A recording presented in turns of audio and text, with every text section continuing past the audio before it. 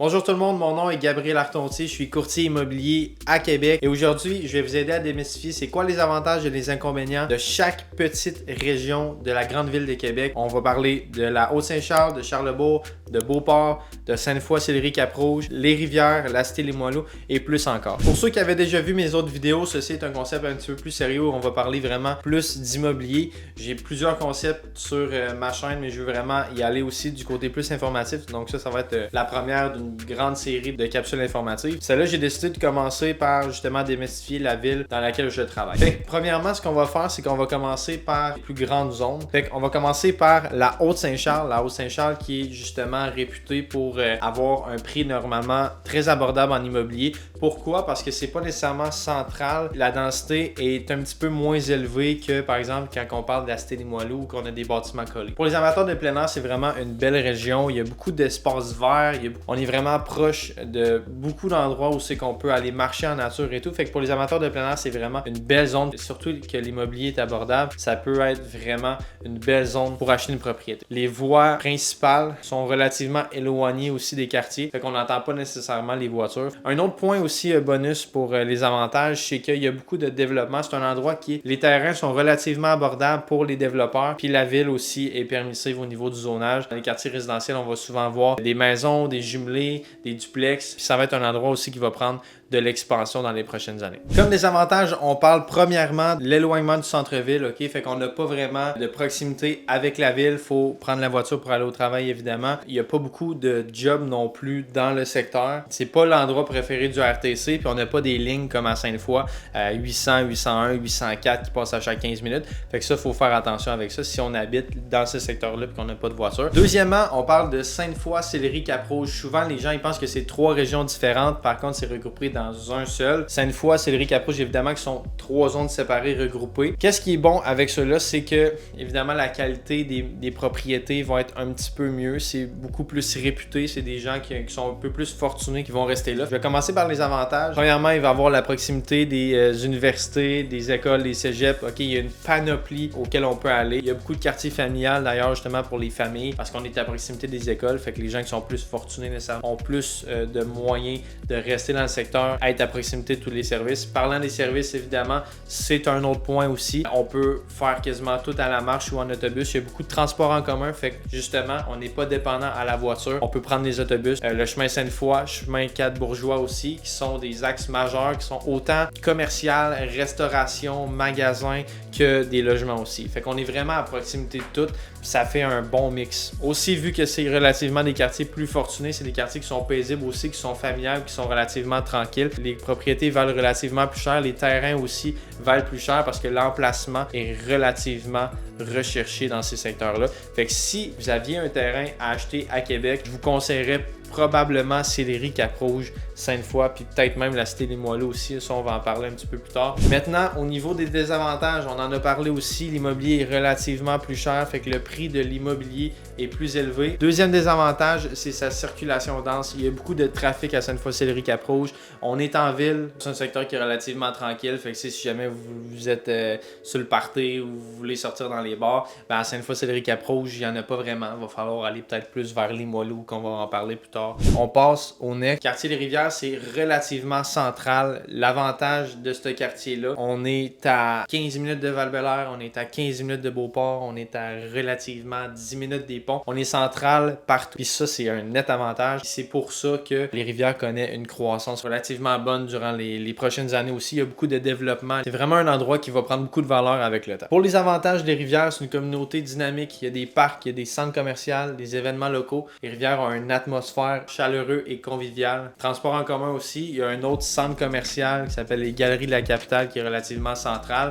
On est dans le secteur Le Bourgneuf. Et là, ça amène beaucoup de professionnels aussi. Il y a beaucoup de développement d'immeubles commerciaux. C'est qu'on peut louer des locaux. Et ça fait une route sur le boulevard Le Bourgneuf qui est rendue relativement commerciale. On y retrouve des restaurants, on y retrouve toutes les commodités. Un autre avantage de les Rivières, c'est qu'il y a une variété de logements. On a autant des maisons, des duplex, des triplex que des immeubles à condos. On y retrouve de tout. Fait que si jamais vous avez une préférence ou quoi que ce soit, vous adaptez très facilement. Les désavantages de Les Rivières, c'est nécessairement un peu comme Sainte-Foy. C'est des quartiers qui sont un petit peu plus familiales. Il y a beaucoup de développement en cours. C'est là d'ailleurs que le groupe Huot a fait fortune avec ses gros développements immobiliers. Et il y a aussi d'autres gros joueurs qui sont en train de bâtir. Fait que, encore une fois, ça peut amener à de la perturbation de la circulation. Quand vous habitez dans ce secteur-là, évidemment, calculer quelques minutes, voire des dizaines de minutes supplémentaires pour votre route. Quatrièmement, un coin que j'apprécie beaucoup, Charlebourg. Charlebourg, c'est relativement une grosse partie de Québec. Les avantages, c'est évidemment, il y a un cadre naturel qui est préservé. Il y a beaucoup de parcs, beaucoup de sentiers randonnés, un peu comme la Haute-Saint-Charles. On se trouve un petit peu plus haut dans la map de Québec, mais il y a un peu les mêmes avantages. Par contre, au niveau de Charlebourg, les prix de l'immobilier vont être un petit peu plus élevés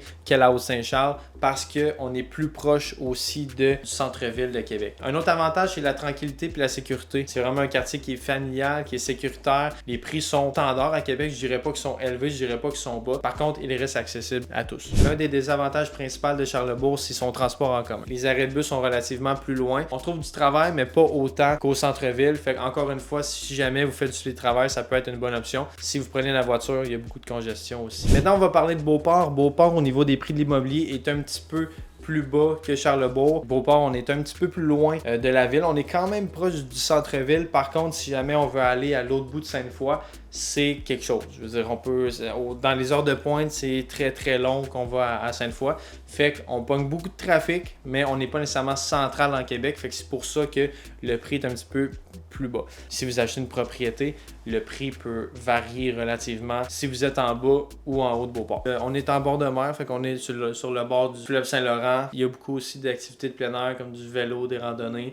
Fait que ça peut être un bel endroit pour les amateurs de plein air. Un autre avantage de Beauport, c'est les commodités. À Beauport, il y a tout le temps soit un centre d'achat, soit des magasins, soit des restaurants, soit des dépanneurs. Un autre avantage, c'est qu'il y a beaucoup de beaux développements. Il y a des quartiers qui sont vraiment tranquilles, vraiment familiales. Fait qu'encore une fois, si vous faites du télétravail, vous n'avez pas besoin de vous déplacer, ça peut être quelque chose de très envisageable de déménager à Beauport. À Beauport, il y a autant des nouveaux quartiers qu'il y a des très vieux quartiers. Et ça fait un clash souvent entre les deux. Il y a des quartiers qui sont un petit peu moins réputés à Beauport, puis il y a d'autres quartiers qui sont réellement réputés. Faites attention quand vous achetez. Il y a des critères à Beauport qui peuvent impacter le prix plus qu'on le pense. Maintenant, Limoilou, je trouve que pour un investisseur immobilier, pour quelqu'un qui veut acheter en immobilier, c'est un endroit vraiment clé qui va prendre énormément de valeur. On est à proximité de tous les services. Les prix de l'immobilier sont encore abordables. On est à proximité du centre-ville. On trouve les plaines d'Abraham qui ont un accès facile à tout ce qui est restaurant, activités de plein air, d'attractions comme les commerces. Comme j'avais mentionné plus tôt dans la vidéo, on trouve beaucoup de boîtes de nuit, de bars. Fait que si jamais vous êtes quelqu'un qui aime ça, fêter en soirée, c'est l'endroit idéal. On a évidemment la Grande Allée. Un autre avantage de la cité Limoilou, c'est ses transports en commun. La RTC passe beaucoup. Il y a des gros numéros de bus qui passent aux 15 minutes. Fait que si jamais vous êtes des étudiants ou quoi que ce soit, vous pouvez vous louer ou acheter un condo dans la cité Limoilou et être à proximité de tout. Au niveau des désavantages de Limoilou, bien évidemment, vu que le soir c'est relativement agité, bien, on a des quartiers qui sont agités, donc c'est relativement bruyant. Dans Limoilou, il faut savoir qu'il y a des zones qui sont plus réputés que d'autres. Actuellement, j'ai Limoilou, Saint-Roch, Saint-Sauveur, Saint-Jean-Baptiste, Montcalm, Vieux-Québec. Quand on parle de Vieux-Québec, Saint-Jean-Baptiste, Montcalm, Saint-Sauveur, on parle de bonnes zones, on parle de zones qui sont relativement réputées, même Limoilou. Saint-Roch a une réputation un petit peu moins bonne actuellement. Par contre, dans Limoilou en général, ils offrent des subventions, ils font une zone de revitalisation qu'ils appellent pour rehausser la qualité de vie. Fait que ça peut être un bel endroit pour faire un investissement immobilier. Vu que les maisons sont collées, il n'y a pas nécessairement d'espace vert, contrairement à la Haute-Saint-Charles, qu'on peut aller faire du ski de fond, de la randonnée pédestre ou quoi que ce soit. Donc ça fait pas mal le tour pour la ville de Québec. On a nommé les avantages, les désavantages de différentes régions. Si jamais vous êtes une personne qui veut déménager à Québec et qui a besoin de plus de conseils afin de faire un bon choix pour l'achat d'une propriété, n'hésitez pas à me contacter. Mes informations vont être dans la description de cette vidéo-là. Si vous avez aimé cette vidéo-là, n'hésitez pas à liker, commenter, vous abonner aussi pour ne pas manquer les prochaines vidéos.